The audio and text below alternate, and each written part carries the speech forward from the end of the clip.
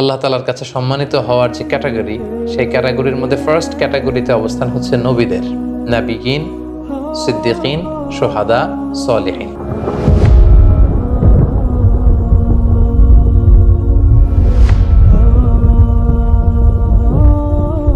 আসসালামু আলাইকুম ওয়া রাহমাতুল্লাহি ওয়া বারাকাতুহু। নাহমাদুহু ওয়া নুসাল্লি আলা রাসূলিহিল কারীম। আম্মা বা'দু ফাআউযু বিল্লাহি মিনাশ শাইতানির রাজীম। বিসমিল্লাহির রহমানির রহিম। সম্মানিত দিনী ভাই এবং বোনেরা, প্রফিট সিরিজের 20তম পর্বে আপনাদের সবাইকে স্বাগত।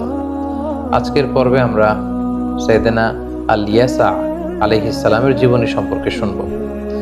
সাইয়েদনা আল-ইয়াসা আলাইহিস সালাম তিনি ছিলেন বনি ইসরাইলের একজন নবী এবং তিনি সাইয়েদনা ইউসুফ আলাইহিস সালামের বংশধর, যাকে আল্লাহ তাআলা ফিলিস্তিন এলাকার লোকদের হেদায়েতের জন্য নবী করে পাঠিয়েছিলেন। কালামুল্লাহ মাজিদে যে সমস্ত নবীর ব্যাপারে খুব কম তথ্য দিয়ে আল্লাহ তাআলা সে সমস্ত নবীদের নাম উল্লেখ করেছেন, সাইয়েদনা ইয়াসা আলাইহিস সালাম তন্মধ্য থেকে অন্যতম। তার কম কারা ছিল, কমের সাথে ওনার কি কি ঘটনা ঘটেছিল, ওনার কোনো মুআজিজা, ওনার কোনো স্পেশাল ইনসিডেন্টস কিছুই কিন্তু আল্লাহ তাআলা সাইয়েদনা ইয়াসা আলাইহিস সালামের ব্যাপারে কোরআনে পাকে উল্লেখ করেননি। কেবলমাত্র 2টি সূরার 2টি আয়াতে আল্লাহ তাআলা ইয়াসা আলাইহিস সালামের কেবল নাম উল্লেখ করেছেন। তোর মধ্যে থেকে প্রথম আয়াতটি হচ্ছে সূরাতুল আনআমের 86 নম্বর আয়াত। সেখানে আল্লাহ তাআলা ইরশাদ করছেন, ওয়া ইসমাঈলা ওয়াল ইয়াসা ওয়া ইউনুস ওয়া লূতা ওয়া কুল্লান ফাদ্দালনা আলাল আলামিন।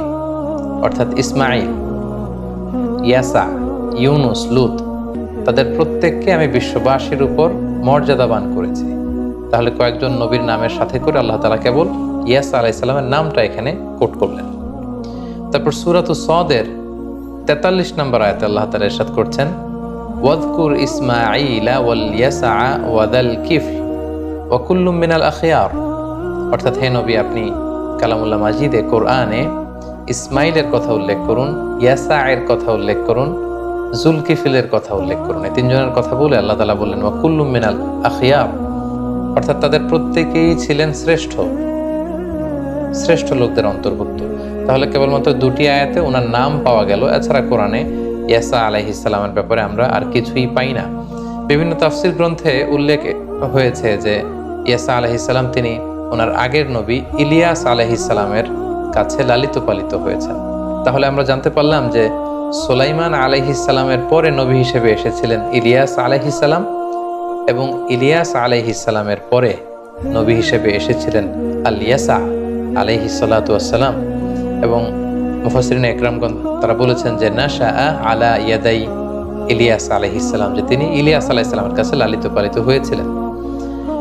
এবং ইবনু কাসির আলাইহি রহমা উনি ওনার কসাসুল আম্বিয়া গ্রন্থে উল্লেখ করেছেন যে কানা বা'দা ইলিয়াস আল-ইয়াসা, সুস্পষ্ট তিনি বলেছেন ইলিয়াস আলাইহিস সালামের পরে পৃথিবীতে যিনি নবী হয়ে এসেছেন তিনি ছিলেন ইয়াসা আলাইহিস সালাম।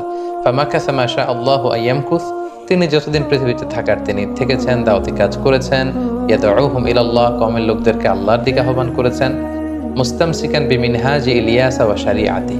এত করে বোঝা গেল যে সাইয়েদনা ইয়াসা আলাইহিস সালামের উপর আলাদা শরীয়ত নাজিল হয়নি, তিনি আল্লাহর নবী ছিলেন এবং ইলিয়াস আলাইহিস সালামের যে শরিয়ত ছিল সেই শরিয়তের আলোকেই তিনি মানুষদেরকে, তার এলাকার লোকদেরকে তিনি দাওয়াত দিয়েছেন। সম্মানিত শুধু এই হচ্ছে সাইয়েদনা ইয়াসা আলাইহিস সালামের ব্যাপারে প্রাপ্ত যে তথ্য, আমরা কোরআন সুন্নাহর আলোকে এতটুকুই পেয়ে থাকি। এর বেশি আসলে কিছু বর্ণনা করার সুযোগ আমাদের নেই। তাহলে আমরা সরাসরি যদি লাইফ লেসনে চলে যাই যে ইয়াসা আলাইহিস সালামের জীবনী থেকে আমরা কি শিখলাম। আমরা তো কালামুল্লাহ মাজিদে আসলে ওনার জীবনীর কোনো ঘটনা প্রবাহ, কোনো বিবরণী পাইনি। তাহলে এখান থেকে আমরা লেসন বের করবো কিভাবে? প্রথম যে লেসনটি আমরা চাইলেই খুব সহজে বের করতে পারি সেটা হচ্ছে আল্লাহ তাআলা কয়েকজন নবীর নামের সাথে মিলিয়ে ওনার নামটা উল্লেখ করেছেন এবং শেষে আল্লাহ তাআলা বলেছেন ওয়া কুল্লান ফাদ্দালনা আলাল আলামিন। এই নবীরা যাদের নাম বললাম, যেখানে ইয়াসা আলাইহিস সালামের নাম উল্লেখ ছিল, তাদেরকে আমি গোটা বিশ্বের মধ্যে সম্মানিত করেছি। তাহলে এই আয়াত থেকে কিন্তু আমরা বুঝলাম যে এই পৃথিবীতে সবচাইতে সম্মানিত হচ্ছেন নবীরা। আল্লাহ তাআলার কাছে সম্মানিত হওয়ার যে ক্যাটাগরি, সেই ক্যাটাগরির মধ্যে ফার্স্ট ক্যাটাগরিতে অবস্থান হচ্ছে নবীদের, নাবিয়িন, সিদ্দিকিন, শুহাদা, সলিহিন। সর্বপ্রথম সম্মানিত হওয়ার ক্যাটাগরি হচ্ছে নবী, নবীর যে দরাজা মর্যাদা, এটা হচ্ছে সবচাইতে সম্মানিত দরজা। তারপরে হচ্ছে সিদ্দিকিন, যেমন আবু বকর রাদিয়াল্লাহু তাআলা আনহু, ওনার অবস্থান নবীদের পরপর। তারপর সোহাদা, আল্লাহর রাস্তায় আল্লাহর বাণীকে বিজয়ী করবার জন্য, সুউচ্চে তুলে ধরবার জন্য যারা শহীদ হয় তাদের মর্যাদা। আর সবশেষে হচ্ছে সালেহ, সৎকর্ম পরায়ণশীল নেককার বান্দা যারা। তাহলে এই যে ক্যাটাগরি আল্লাহর কাছে সম্মানিত হওয়ার, বা আল্লাহ যাদেরকে সবচেয়ে বেশি নেয়ামত দিয়ে ধন্য করেছেন, এই 4টা ক্যাটাগরির মধ্যে প্রথম ক্যাটাগরি হচ্ছে নবীদের ক্যাটাগরি। আর আল্লাহ তাআলা ইয়াসা আলাইহিস সালামের খুব বেশি বিবরণ বিস্তারিত কিছু কোরআনে না বললেও তিনি যে তাকে সেই সবচাইতে সম্মানিত ক্যাটাগরিতে ভূষিত করেছেন সেটা আমরা জানলাম। এবং আমরা বুঝতে পারলাম যে নবীদের চাইতে সম্মানিত পৃথিবীতে কেউ হতে পারে না। তারা পৃথিবীর শ্রেষ্ঠ সন্তান, তারা আল্লাহ তাআলার বাণী বাহক হয়ে পৃথিবীতে এসেছেন। 2 নম্বর যে শিক্ষাটি আমরা ইয়াসা আলাইহিস সালামের জীবনী থেকে আমরা পাই, সেটা হচ্ছে আরেকটি আয়াতে আল্লাহ তাআলা অন্যান্য নবীদের সাথে ইয়াসা আলাইহিস সালামের নাম উল্লেখ করে সেখানে তিনি সবশেষে আয়াতের এন্ডিংটা করেছেন এভাবে যে ওয়া কুল্লুম মিনাল আখিয়ার, অর্থাৎ এই সমস্ত নবীরা যাদের সাথে ইয়াসা আলাইহিস সালামের নামও ছিল বলে আল্লাহ বললেন তারা সবাই ছিল মিনাল আখিয়ার, শ্রেষ্ঠদের অন্তর্ভুক্ত। তার মানে নবীরাই হচ্ছেন পৃথিবীতে সবচাইতে শ্রেষ্ঠ, তারাই আমাদের মডেল, তারাই হবে আমাদের আইকন। আমরা যদি কাউকে অনুসরণ করতে হয় তাদেরকেই অনুসরণ করতে হবে। আমরা যদি আল্লাহ তাআলার নৈকট্য পেতে চাই তাদের দেখানো পথেই আল্লাহ তাআলার নৈকট্য পাওয়ার জন্য চেষ্টা করে যেতে হবে। তাই আমরা যেন সবসময় নবীদের দেখানো পথ এবং মত অনুযায়ী আমাদের জীবনকে পরিচালিত করতে পারি। আল্লাহ তাআলা আমাদেরকে তৌফিক দান করুক। হাদা মা ইনদি ওয়াল